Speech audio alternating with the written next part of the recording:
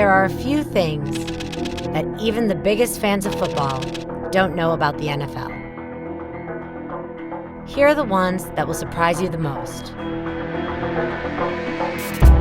Until 2015, the NFL was classified as a nonprofit for 73 years. Yes, a nonprofit.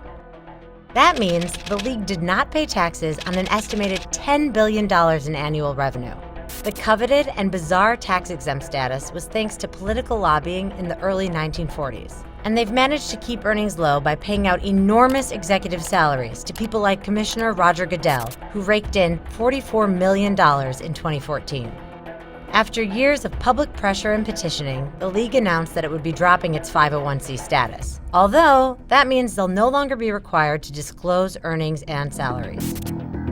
As word has gotten out about the NFL's rising CTE problem, the league has ramped up its damage control. Chronic traumatic encephalopathy is a neurodegenerative disease caused by multiple concussions and head injuries. In 2013, ESPN announced a partnership with PBS to produce a documentary spotlighting the issue called League of Denial, the NFL's concussion crisis.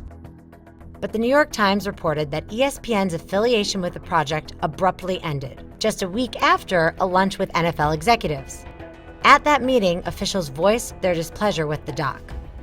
Although both parties denied claims that the league swayed the decision, sports media experts say it wouldn't have been surprising given the demand for broadcasting rights. PBS went on to produce the project anyway. And hacked emails from Sony Pictures concerning the upcoming movie Concussion also reveal the NFL's sensitivity around the issue.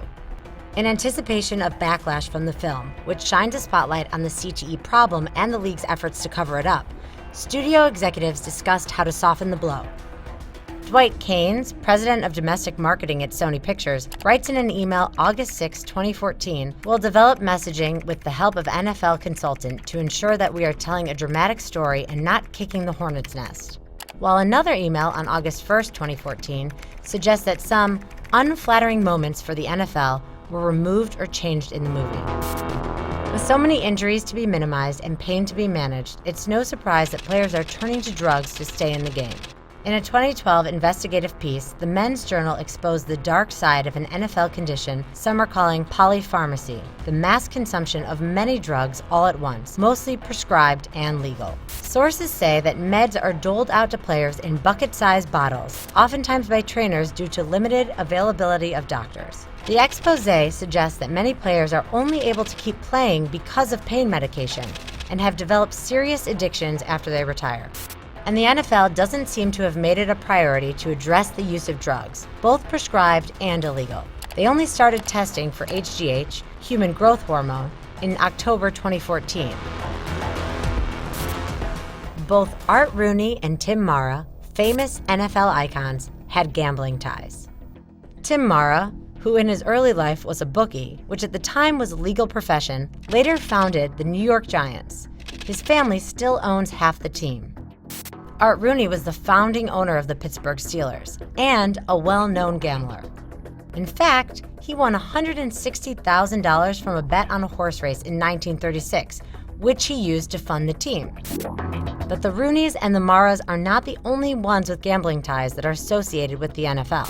Charles Bidwell, a gambler who had ties to Al Capone's mob, financed the Chicago Bears in the early 1920s. He later bought the Chicago Cardinals, and the Bidwell family still owns the now Arizona Cardinals. Arthur Mickey McBride, a bookie and head of the Continental Racing Wire, the mob's gambling news service, owned the Cleveland Browns. The U.S. Senate dubbed the news service Public Enemy Number 1. And the DiBartolo family, who owned the San Francisco 49ers, were caught up in a scandal involving gambling in the late 1990s. Edward DiBartolo Jr., who was head of the 49ers at the time, bribed a Louisiana governor with $400,000 to get a riverboat casino license. Although the governor went to jail, DiBartolo was only fined and barred from active control of the team for 1 year. But despite the drugs, politics, health risks, mob and gambling ties, the NFL is still one of the biggest and most powerful sports leagues in the world.